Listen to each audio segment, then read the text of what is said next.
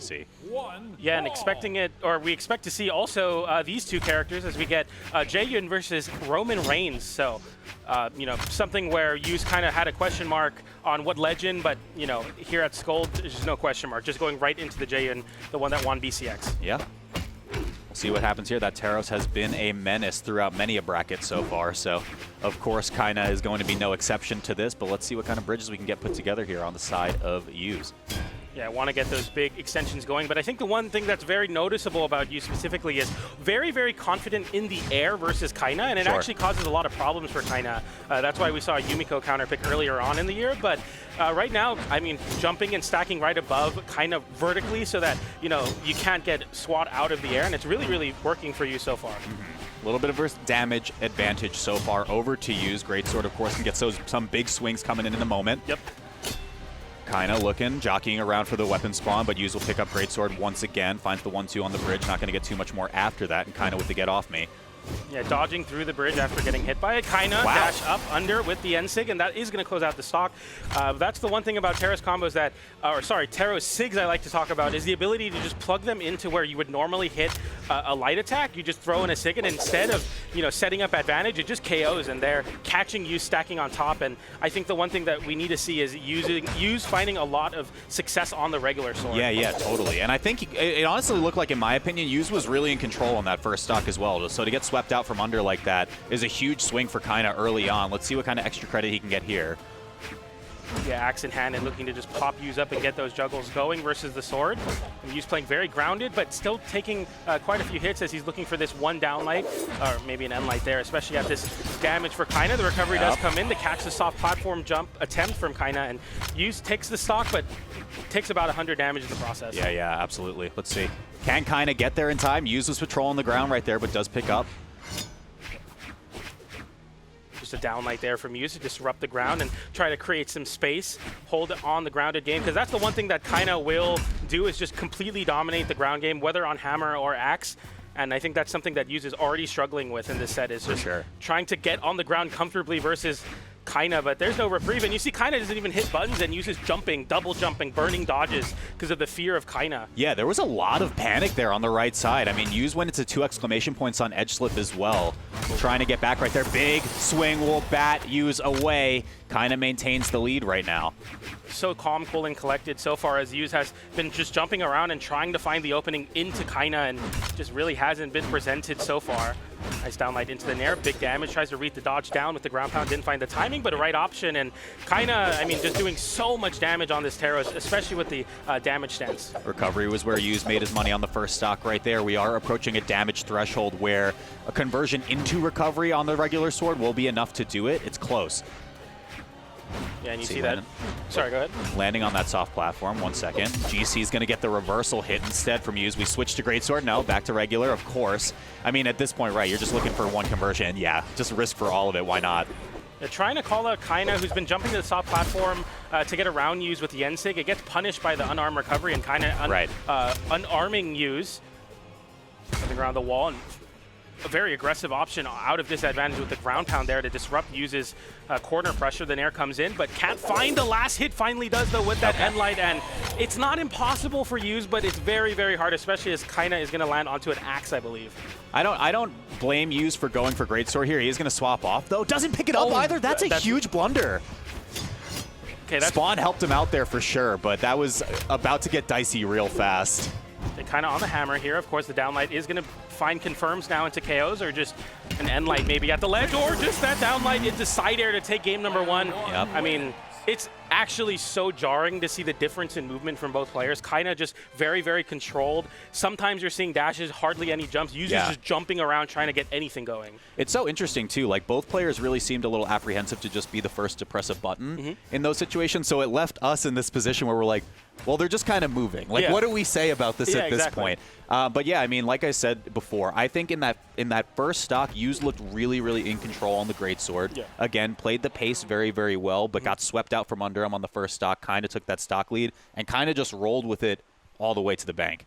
Yeah, and that's just what Kyna is going to be able to do on the Terra specifically, is play very controlled and just get your 1 and 2s and get so much damage in the process. And, you know, spots where Kyna is able to pick up an axe and just juggle use, get so much damage build, take the stock first, and really build extra credit. And that's the one thing that I think Kyna does, is you just eventually cannot keep up with the damage pacing.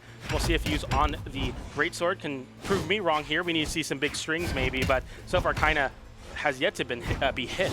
Just a couple 1-2s right there. Love to see that. Kyna just gets back to stage for free as well. Favorable spawn on the left side means Yuz gets nothing after getting disarmed right there as well.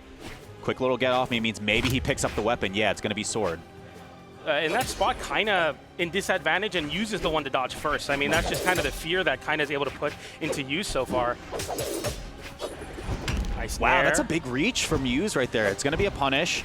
Next one might be a stock as well. Yeah, this isn't exactly where you want to be on the sword. You like it in low damage as well as high damage to find KOs, but as a damage builder in the mid damage, maybe not the greatest option. Sure.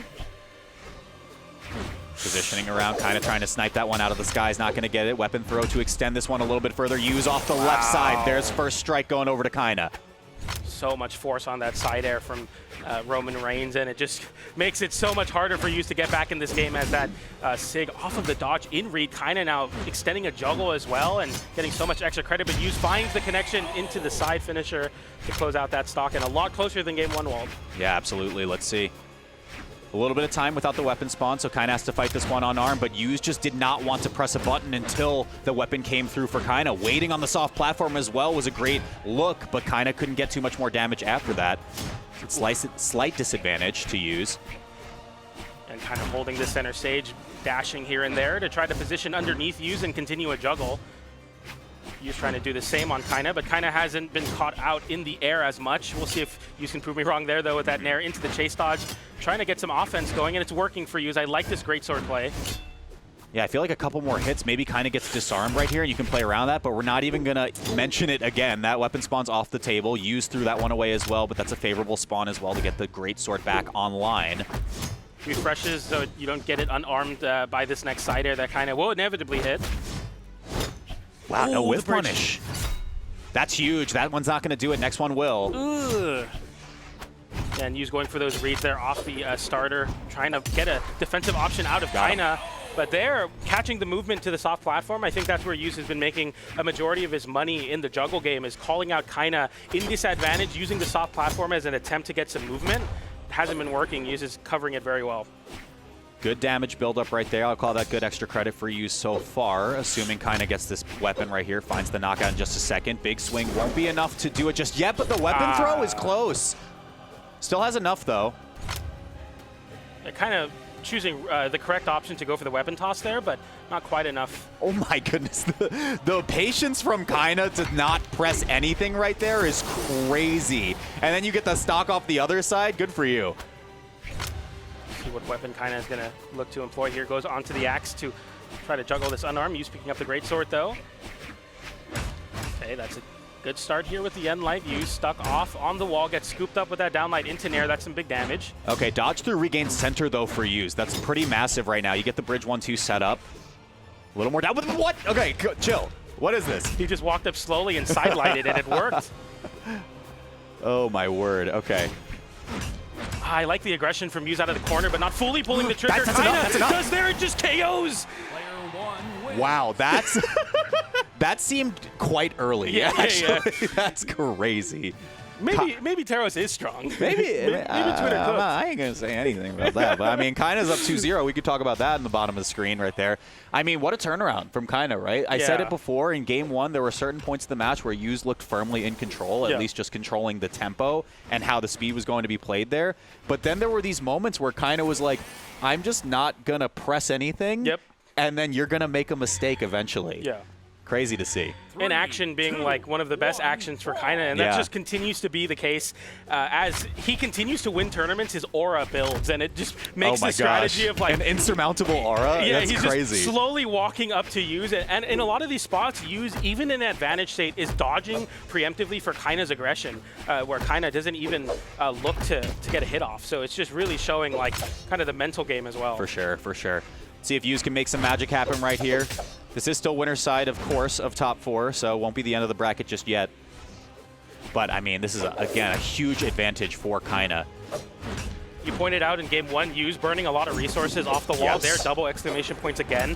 The same motif of having to burn all these defensive resources versus Kyna when trying to jump around. And right now, Kyna, I mean, has taken very little damage and continues to rack it on there. Goes for the downlight off the gravity cancel, didn't find it, but an end light surely will close out this stock. Yu's knowing that plays very vertically. I like the choice, but can you meaningfully get any damage? I mean, I don't know yet. Get a couple chips in. I mean, again, it's just any light hit is probably enough to do it at this point. That one close, but yeah. Once Nair starts killing, we got problems. For sure, for sure. Let's see. Okay, reaching the wrong way. Kyna will find first strike once again. And I'm glad that you pointed out the resource management on the side of use for recoveries, right? Because I think a big thing was he went into 2 exclamation point edge slip like 3-4 times in a row over the course of this set. Kyna has very clearly caught on to that at this point. But the thing is, I feel like Use is almost overthinking the recovery because Kyna's not pressing anything off stage to try to force. Yeah, and as you were explaining that wall interaction, Kyna losing a wall interaction as Use is able to side air into the wall. Sure. And I mean, I like to see that for sure from Use, especially in the high damage situations. Downlight side air won't KO, but it'll set up really good edge guarding spots. And I think Use definitely is going to be able to play for that advantage for sure. Okay, weapon spawn on the soft platform. We'll get a little bit of a setup right there, but Kyna doesn't even want it, defending away. Wow, good weight from Use. That was excellent, but again, just only a 1-2, and you reset once again. Yeah, you know, we see a lot of greatsword clips being long string weapon, but right now Use playing it kind of like Axe almost, getting 1-2 hits, building damage, and trying to set up strong advantage state instead of going for long strings. Oh, big reach. I don't blame him for it, but that was a good dodge from Kyna. Hanging in there right now. Use has opportunity to take his first lead of the set as well. Burns the dodge there in case Kyna goes for a gravity cancel sig. Nice pick up there. Goes for the down air. The Russian Mafia not fully connecting, but still. The weight's on both sides, but Kyna is the one to strike there. And just like that, stock lead goes over to Kyna. It could be gone in an instant, though. Kyna doesn't even try to weapon starve. Use is very confident in this hammer game plan, and now on the unarmed, something about South America is their strength on unarmed. Definitely willing to scrap off, but that classic down air into Nair from Use.